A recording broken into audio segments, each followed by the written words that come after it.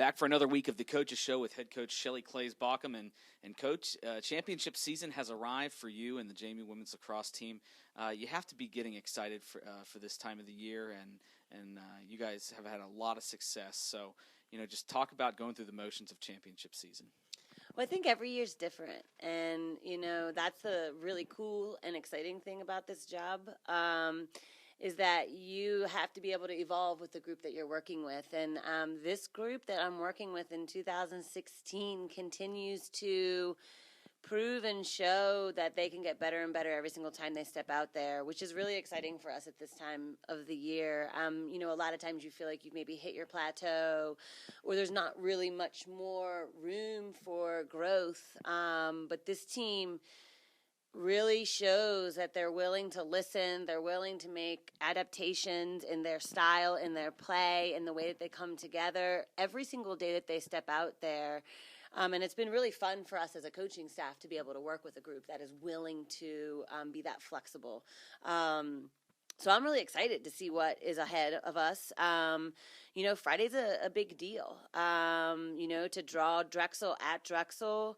Again, I think that that's a really exciting thing for the conference. And I think it's just going to create a really awesome competitive environment that I'm excited to see JMU persevere in.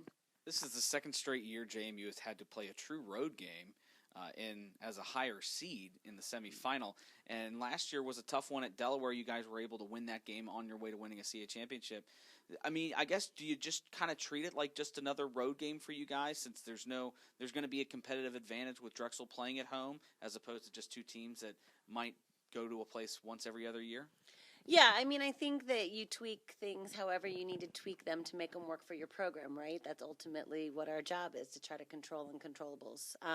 If you look at it black and white, it's a road game, But if you look at our schedule, that's just another day in the park for us. This is going to be our 11th road trip this year. We only play 17 games a year, so we're pretty used to traveling. When you look at the fact that we're the number 1 seed heading to Drexel and they're the 4 seed, that creates a whole other dynamic. And that's where, again, we'll tweak it how we want to. We've got a lot of alumni. We've got a lot of current players from the Philly area.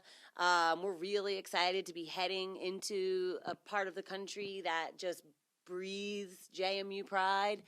So we're going to be really looking to take advantage of that, trying to make it a home environment as much as possible. We did really well with that at Delaware last year, being in the same situation. Even though the seeds were different, we're playing the home team on the road. So, we're excited about the opportunity. We're coming from a place where nothing has been guaranteed. We've had to work for everything that we've gotten all year long, and so nothing is different on this Friday. We'll have to work for this win. In game one, the first meeting against Drexel this year was a nail-biter, and it was one where JMU had to rally at home, and a shot off the pipe from Drexel forced overtime. JMU ultimately getting that first overtime win of the season for the program. Just talk about what you learned about, your team and how they match up against Drexel, but Drexel and their improvement over the last couple of years.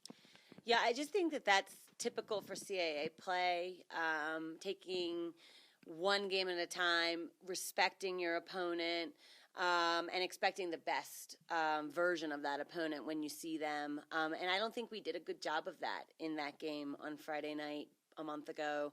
And I think we have an opportunity to give respect the way that it's deserved. Drexel's earned the right to be in this tournament because they've been a great team. And we have an opportunity to go in there and prepare, truly respecting them and giving them the opponent that they deserve in JMU. CAA Championship is a tournament that JMU, more than any other team, has seen success. The team's won 9 tournament titles since 1992 and has been part of at least the championship game in 14 of 21 titles. What do you think that says about JMU in the history as a program in the CAA? I think it's consistency, and what I'm really proud about this year is that, you mentioned our history at the top. I think this year proves that we can be at the top by being at the bottom first and digging our way out of that hole and feeling the feelings of confidence and pride again, and letting that come through in the passion and the way that we go about the game. But it's not something that's come easy for us. We've had to be a program that, maybe is disrespected and has had to earn that number one seed. Maybe we've been a number one seed and we've had to take on the best opponent every single time we step out there because we're being the hunted. But consistency to be able to get to the top and then stay at the top is something that we really pride ourselves in here at JMU. And I think a lot of that is really due to the character of the people that we surround ourselves with. We really just attract just a really tough, hard-nosed worker, somebody who's willing to work at themselves and make themselves better. And that pride and association with JMU doesn't just mean you're great. You have to become great through your work in the 4 or 5 years that you're going to be surrounded by, Duke Dog spirit, Duke Dog pride. So I'm really proud of the consistency. The first couple of years we did it without funding. Now, obviously, we have the funding to help us find success a little bit easier, a little bit quicker. But as the sport grows and the conference rejuvenates its competitiveness within the country, I think right now the CAA's ranked 3rd in the country with RPI.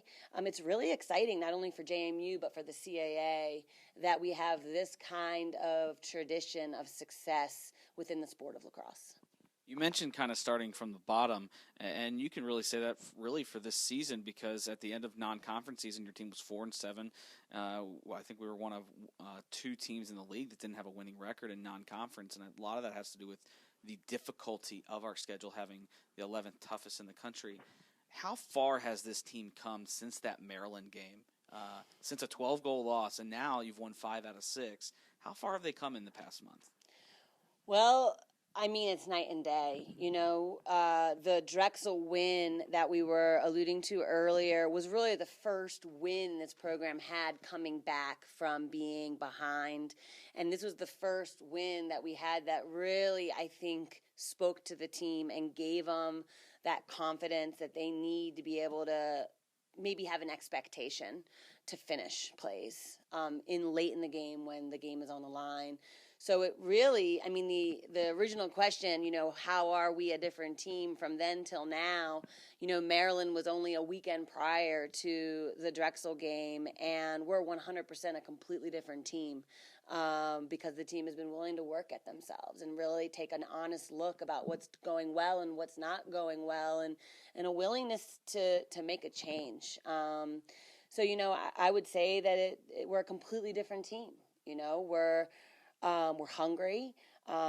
We 100% are not entitled to any W on our season. We're willing to work for it, and nothing's going to change going into Friday night. How excited are you that the championship's finally here, the wait's over, you've had a week to really just focus on JMU, now you can go hunt after another championship? It's awesome, and for us to be able to do it, being subpar, midway through the season is really a testament to this team's character and fortitude right now. I'm really proud of us, but I'm just like my senior said earlier, we're not done. When our back's up against the wall, watch out, we're coming after you. Well, Coach, congratulations on a great regular season, finishing up number 1 seed. Best of luck this weekend in Philadelphia, and we'll see you up there, hopefully, for another championship for the Dukes. Thank you.